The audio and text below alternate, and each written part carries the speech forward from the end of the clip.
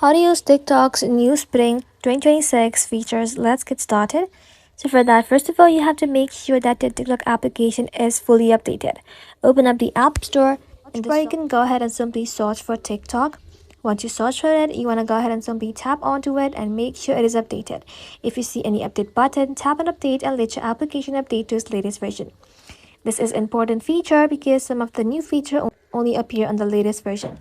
Now open up TikTok application, log into your account. Once logged in, you want to go ahead and simply tap on the plus icon and just click that inside here. You will see new tools like AI Canvas, AI Video Generator, AI Live feature, and Smart Editing tool. This feature helps you create video faster using TikTok's built-in AI. You can go ahead and simply tap on Create. Tap on New Video option. From here, you can either record a brand new video or upload clips directly from your gallery. TikTok's AI automatically help with effects transition, caption, and editing suggestion. Now you can head over to template and select any style you like. Once you find it, then tap on Use this template. TikTok will automatically apply that exact video format and effect to your content. And after editing the video, add hashtags, captions, and that's it. Thank you all for watching. If this video was helpful, consider subscribing to our channel and